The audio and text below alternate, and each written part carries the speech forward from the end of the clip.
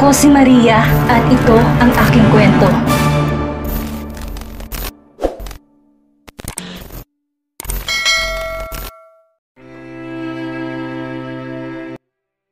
Ang malakas at sunod-sunod na ring ng kanyang cellphone na nagpamulat ng mga mata ni Christoph. Sinilip ng binata ang wall clock sa dingding ng kanyang kondo at lalo lang nalukot ang mukha ng matandong halos alas 8 pa lamang ng umaga. Yesterday, he drove for 6 hours back and forth para lang bisitahin ang ina, but Dorothy was as cold as she had ever been. Wala rin na pala ang binata and so last night, pag-uwi niya ng syudad, he went drinking, something that he had not done a long time. He was too busy studying for the last 4 years. He was the guy tagged as all work and no play. And last night, he decided to give himself a little break. Kaya naman ngayon, he is having a headache. Sandaling tumigil ang pagriring ng cellphone ng binata. Muli sanang pipikit si Christoph subalit bumalik sa pagriring ang kanyang cellphone. He muttered a curse before reaching out for his phone on the bedside table. Hello? Anang binata sa paos na tinig, nakapikit, iniinda pa rin ang pumipintig na ulo. Hello, Christoph? Anang pamilyar na boses ni Demi sa kabilang linya. Agad na pamulat ang binata, napabalikos ng bangon sa kama. Demi? Hey! Hi! Nasaan ka? Pabalik ka na ba ng Maynila? I was calling you kasi hindi mo naman ako tinawagan kagabi. Anang dalaga. Marahas na napabuga ng hininga ang binata. Pinisil ang pagitan ng mga mata habang lihim na pinapagalitan ng sarili. Nawala sa isip niyang tawagan si Demi. Yes. Pauwi na ako. May mga pinagawa lang kasi si mama kaya nawala sa isip ko ang tawagan ka. Sorry, sagot ng binata. I see. It's okay. Naintindihan ko naman. Matagal kayo hindi nakita ng mama mo. Dapat lang nasulitin ninyo ang bakasyon mo ngayon. Anyway, I was just checking on you. Dediretso ka ba dito sa bahay for lunch or dun ka muna sa kondo mo? Sa kondo muna ako siguro, Demi. I'll take a rest first, tapos bibisitahin ko na kayo ni Callie. Sagot ng binata, umigting ang panga. Nakonsensya sa muling pagsinungaling kay Demi, but he cannot help it. There are things Demi must not know about him. Okay, Christoph. So, see you tonight? Si Demi. Alanganing tumango ang binata. Yeah, sure. Aniya bago tuluyang pinuto ng tawag. Babalik sana sa pagtulog ang binata, subalit muling tumunog ang kanyang cellphone.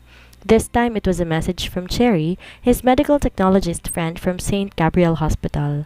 Doc, ready na po ang result ng semen analysis test. Pwede niyo na pong daanan mamaya. Umigting ang panga ng binata. Imbes na bumalik sa pagtulog, napilitan siyang tumayo at dumiretso sa banyo. Umaasang isang mabuting balita ang madaratan niya sa ospital. Thank you for meeting me here even with such a short notice. Ani Max, kina Ella at Jericho, ang mga dating tauhan ng binata na napilitan siyang pakawalan mula nang manirahan siya sa probinsya. Sabay na tumango sina Ella at Jericho. We will always be ready to help you with whatever you need, sir. Ani Jericho na ngayon nagtatrabaho ng head ng security team ng isang malaking bangko. I agree with Jericho, sir. Tutulungan ko po namin sa abot na aming makakaya. Segunda ni Ella, nilagay ang kamay sa may mesa. Sir, what do you need us for? Dugtong nito, seryoso. Sandaling nagpalingaling nga si Max. Nasa isang kantin sila na bahagyang maingay dahil pananghalian. Given a choice, hindi niya kakausapin ng mga dating tauhan doon, but that place is better than the places he frequents to before. Ayaw na niyang makaagaw na atensyon. Mula nang manirahan siya sa probinsya, natutunan ni Max ang simpleng pamumuhay na malayo sa atensyon ng madla, and he wanted to keep it that way. Simple, no complications. Kung di lang importante kanyang sadya, hindi siya magpapakita sa mga tauhan, but he needs to find out the truth about Demi. He needs to know what really happened to his wife. Demi is alive. I saw her yesterday, doon mismo sa kanyang puntod. Balita ni Max. Automatikong rumihistrong pagkabigla sa mga mata ni na Ella at Jericho. Sandaling nagkatinginan bago muling binalik ang mga mata sa dating boss. Sir, paano? Halos hindi maituloy-tuloy ni Ella ang nais sabihin. Nakita niya mismo ang death certificate ni Demi. It was legit. That I do not know. Kaya ako kayo ay pinatawag sa dalawa to help me find out the truth. Kayo lang ang pwede kong pagkatiwalaan dito. You stayed even when everyone I know were already turning their backs on me. So please help me one last time. I need to know what really happened to my wife. Ani Max? Wife? Muling nanikip ang dibdib ng binata nang malala mga sinabi sa kanya ni Demi kahapon. He wanted to explain, to apologize, but it seems wala nang silbi pa ang mga yon. He had all the chances 4 years ago but now, he lost those all too. Tunay nga, wala nang naiwan sa kanya. Lahat na iwala niya kahit na si Demi. I will use my connections to help you, sir. Just give me a few days. For sure, malalaman din natin kung ano ang totoong nangyari 4 years ago. Ana Jericho. Hindi kaya karugtong pa rin to ng mga ginawa ni Sir Thomas? Si Ella, tumingin kay Jericho. Possibly. Pero anong intention niya? Saktan lang si Sir Max? I think that is out of character of Thomas. His motivation is money, always. My hunch, may iba pang kaaway si Sir Max. Sabi ni Jericho, bago muling bumaling kay Max. Umigting naman ang panganang binata. He does not give a shit kung sino. Sino ang mga nakaaway niya 4 years ago. He doesn't have anything to lose anymore. Wala nang natitira pa sa kanya. Ang gusto lang niya ngayon malaman ng totoo. Kahit yun lang ibigay sa kanya ng tadhana, sapat na yun sa kanya. Maya-maya pa tumunog ang cellphone ni Ella. Sandali itong lumayo at sanagot ang tawag. Maya-maya pa bumalik din to at ibinigay ang cellphone sa kanya. Sir, gusto raw po kayo makausap ni Mrs. Ferrer, sabi ni Ella. Sandaling nag-alinlangan ng binata, subalit sa bandang huli, kinausap din ang ginang. Hello, Tita Leda, kamusta po? Anang binata. Mabuti naman, iho.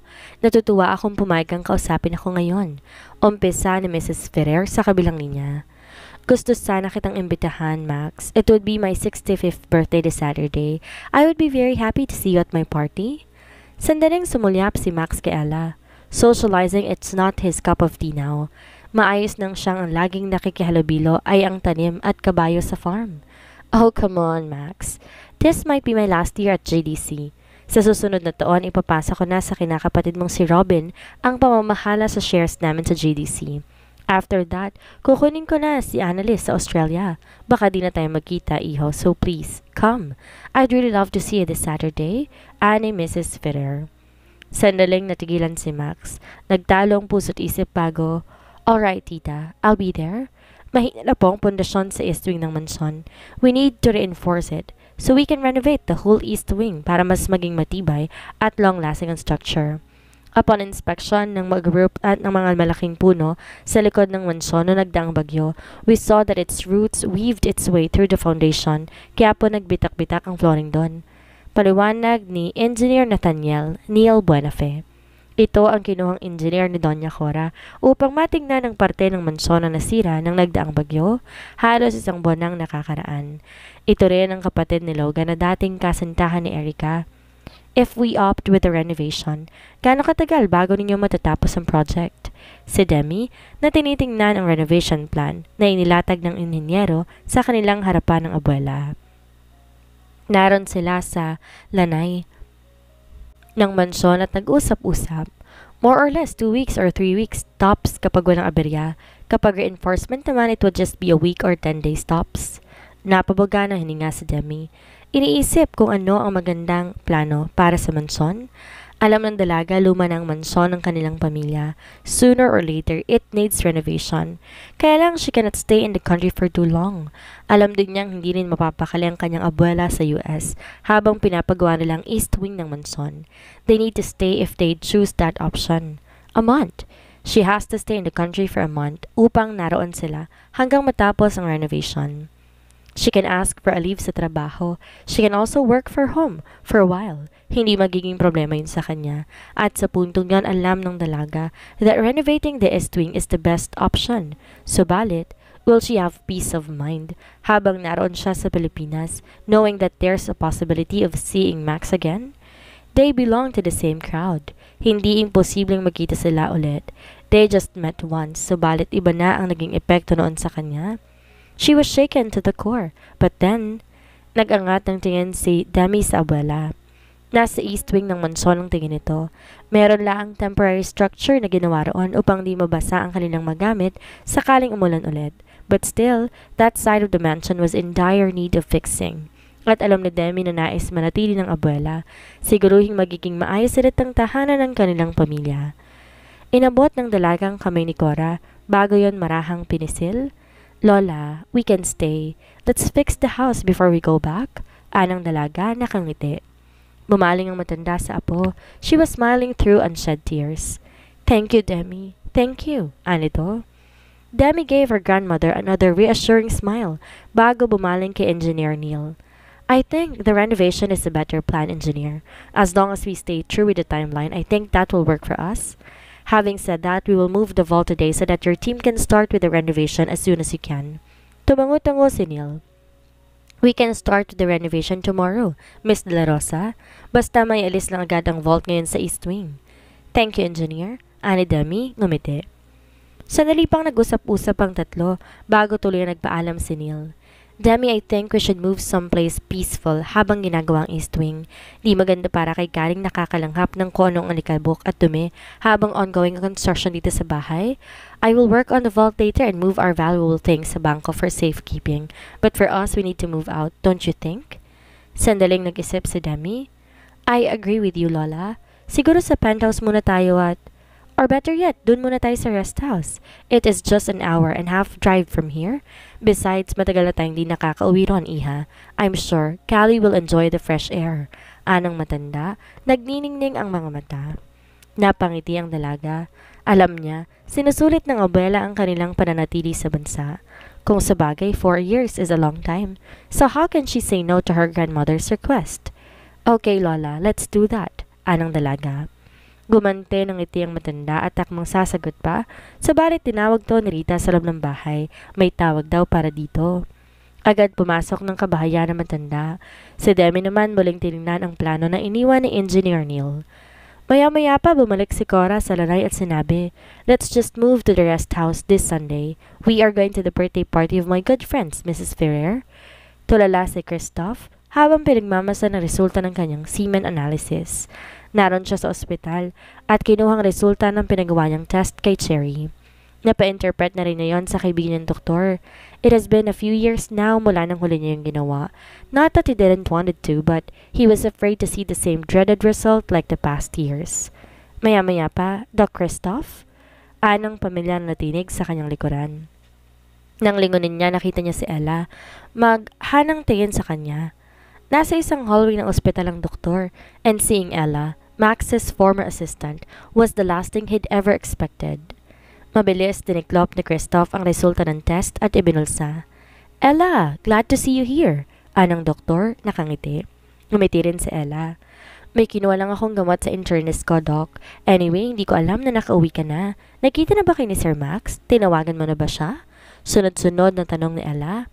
Max, umiling si Christoph. Nagpakalma ng emosyon. Hindi pa. Medyo biglaan kasi ang pag-uwi ko. Mabilis lang din. Babalik din ako sa US in a few days but I will try to call him later. Anyway, mauna na ako, Ella. Nice to see you, okay? Ani Christoph. Di na inintay ang sagot ng kausap. Basta na lang nagdire-diretso sa paglabas ng ospital na labis na ipinagdaka ni Ella. Pagdating sa sasakyan, napapukpok sa manibela si Christoph. He is pissed. Ayaw niya sa nangyayari. Unexpectedly, seeing Ella reminded him of something, a fear he had not thought about for so long. Kailangan niyang mayalis sa Pilipinas sina Demi at Callie sa lalong madaling panahon. Hindi ba kaya siya nagpumilit sumama sa Pilipinas kahit ka napaka-imposible sa schedule niya ay dahil na rin sa gusto niyang masigurong hindi muling magkikita sina Demi at Max? But Ella saw him at one of his most vulnerable moments. Kahit hindi niya tawagan ang dating kaibigan, siguradong doktor, sasabihin ni Ella kay Max ang tungkol sa kanya and he doesn't want to see Max, not anymore. Iisa lang na iisip na solusyon ni Christoph. He needs to convince Demi to leave the country early. Papa! Ani Callie nang makita si Christoph na nooy nasa front door na ng mansyon ng mga De La Rosa. Agad tumakbo ang bata kay Christoph at yumakap. Hello, sweet pea. Ani Christoph, kinarga na ang paslit. Mula sa mga tauhan na naghahakot ng gamit sa East Wing, sinundan ni Demi ang kanyang anak at nilapitan din si Christoph. Nandito ka na. Nakangiting bati ng dalaga kay Christoph. Kamusta ang mama mo? Maayos ba siya? Pilit na ngumiti si Christoph, tumango. Maayos naman siya. Medyo busy lang sa flower farm. Pagsisinungaling ng binata. Sa loob ng 4 na taon, na hindi pa nakakausap ni Demi si Dorothy. Not that Christoph didn't want to. He wanted to. Subalit si Dorothy. Ngumiti si Demi. Natutuwa akong maayos ang lagay ng mama mo, Christoph. That is one less thing for you to worry about. Anang dalaga. Gumawi ang mga mata ni Kristoff sa mga tauhan na naglilipat ng gamit mula sa east wing ng mansyon. These men, what are they doing, Demi? Anong binata. Lola and I opted for a full renovation of the east wing, Kristoff. After kasi ng assessment ng Engineer Benefe, mas magandang option sa amin ng full renovation ngayon, but, that would mean we have to stay here for a month. Ani Demi, alanganin ng tinin. I cannot stay that long, Demi. Wala sa sariling sabi ni Kristoff. Sa likod ng isip ay pag-aalala. Pag-aalala tungkol sa maraming bagay. Lumabi si Demi, humawak sa braso ni Kristoff. I know, but it can't be helped. Gustong maiwan ni Lola at hindi ko naman kayong iwan si Lola na mag-isa. Di agad nakasagot si Kristoff. Tahimik na sinusundan ng tingin ang mga tauhan na nagliligpit ng gamit. May iwan sila Demi at Callie sa Pilipinas ng isang buwan. Napakaraming po pwedeng mangyari. Subalit, Papa, your face tickles. Ani Callie, humahagikik. Inawakan ng one-day-old stubble sa pisngi ni Kristoff. Ngumiti na rin ang binata, muling pinupog ng halik ang bata. Then let me tickle you some more. Masayang sabi ni Kristoff na lalong nagpahagikik kay Callie. Masaya namang pinagmamasta ni Demi ang dalawa. Those two never ran out of laughters kapag ang mga ito ang magkakasama. Ilang sandali pa tinawag na ni Lita si Carrie para sa afternoon nap nito. Agad namang sumunod ito at nagpaalam kina Demi at Kristoff. Will you stay for dinner? Or may iba ka pa bang pupuntahan? Ani Demi kay Kristoff nang sila na lang dalawa. I still don't know. Marahang napabuga ng hininga si Kristoff umiling. I don't want to intrude but don't you think a month is a long time? Marahang tumango si Demi. Giniya si Kristoff sa may lanaw upang makapag-usap sila ng maayos. I know, but it cannot be helped, Kristoff. I cannot let Lola stay here alone. Hindi rin ako mapapalagay na malayo ko sa kanya. Ani Demi, biglang naisip ang isang maliit na insidente ng nakarang taon kung saan bahagyang nadala si Cora sa banyo. That incident sent Demi into a full panic mode. Mabutit di masyado napinsala si Cora, maliban sa konting gasgas at pasa na natamo nito. Dahil sa nangyari, she had all bathrooms in their house in Washington installed with anti-slippery mats para hindi na muling maulit ang aksidente. Subalit mula noon, lagi nang nakabantay ang dalaga sa kalusugan ng abuela. Kaya naman, kinuhanan na rin niya to ng private nurse na hindi lang titingin dito habang nasa trabaho siya, kundi para na rin tumulong sa anumang nais itong gawin. Mas mapapanatag ang isip ni Demi sa ganon, subalit naiintindihan ng dalaga si Kristoff. Alam din niyang nag-aalala to kahit di nito aminin. Inabot ni Demi ang braso ni Kristoff. Hey, huwag ka na mag-alala. We will be fine here. Walang mangyayaring masama. Besides, mabilis lang matapos ang isang buwan, Kristoff. Hindi mo na mamalayan, nakauwi na pala sa kami sa Washington. So please, don't worry yourself too much, okay? Pariniguro ni Demi, ngumiti. Sandaling pinakatitigan ni Kristoff si Demi bago pilit na ngumiti. Ilang sandali pa magaan niya tong niyakap. Sa nakalipas na 4 na taon, namuhay silang payapa sa Washington nang wala siyang ibang pinag-aalala kundi ang paibigan si Demi. Subalit ngayong may iwan to at si Callie sa Pilipinas, pakiramdam ng binata muli siyang ibinabalik ng tadhana kung saan siya nagsimula. At natatakot siya na baka mawala ang lahat ng kanyang pinaghirapan sa nakalipas na 4 na taon. I know you'd take care. Come back to me, okay? Ayon ng binata, pigil ang emosyon. He does not want to beg, but if that's the only way for him to keep Demi and Callie in his life, then he would do it over and over, every day, for the rest of his life. Sandaling natigilan si Demi. She can feel Kristoff's worry more than she heard it. Ilang sandali pa'y gumanti ng yakap ang dalaga. We will go back to you, Kristoff. Nowhere else. Anang dalaga? Ilang sandali pa tumunog ang cellphone ni Kristoff. Napilitan ng binatang sagutin yon nang matapos ang tawag. I have to go back early, Demi. I'll be here until Saturday. Anang binata. Sabado. Ferrer Residence. Naunang bumaba ng sasakyan si Demi bago tinulungan si Cora sa pagbabari ng sasakyan. Sinipat ni Demi ang kabuuan ng lugar. Malawak ang parking lot pati na rin ang garden na pinagdarausan ng kasiyahan. Malakas ang tunog ng banda mula sa garden. Ibig sabihin nag-uumpisa ng kasiyahan. They need to hurry. Mula sa binabaan nila, meron pang ilang metro patungo sa mismong portiko ng bahay. Let me escort you, Lola. Presenta ni Kristoff na kasama rin na maglolang dumalo sa kaarawan ni Mrs. Ferrer. Naaaliw ng umiti si Cora. Masiglang kinawit ang kamay sa naghihintay na braso ng binata. Ilang sandali pa nauna na ang mga tong naglakad patungo sa garden. Si Demi naman naiwan sa sasakyan at kinuha ang kanyang bag bago nagmamadali, sumunod sa mga kasama sa garden na siyang venue ng party. Pagtapak ni Demi sa venue, nagtingin ang lahat sa kanya. Ang iba naman nagbulungan. Alam niya nagtataka mga ito sa kanyang presensya roon. Why? She was never introduced as the real Leticia de la Rosa. She and Cora just left in haste 4 years ago, hoping to never return, but there they are. Nagpatuloy sa paglalakad si Demi hanggang sa makarating siya sa gitna ng garden. Mula roon, hinanap niya sina Christoph at Cora. Ilang sandali pa nakita niya ang mga to sa may gilid, kausap ang mismong birthday celebrant na si Mrs. Ferrer. Maya-maya pa dinala ng kanyang abuela si Mrs. Ferrer sa pwesto niya at ipinakilala. Nakamasid ng lahat ng sandaliling natahimik ng lugar. Alia, I want you to finally meet my granddaughter, Leticia de la Rosa. Marami ang suminghap. Meron ding natulala. Subalit ng iba, mabilis bumalik sa bulong-bulungan. Samantala, sa madilim na gilid ng garden, inubos ni Max ang laman ng alak ng kanyang goblet. The news just broke him anew. Demi is Leticia. Nobody told him. He never knew. Ano ang gagawin ni Max ngayong nalaman na niyang si Demi at Leticia ay iisa?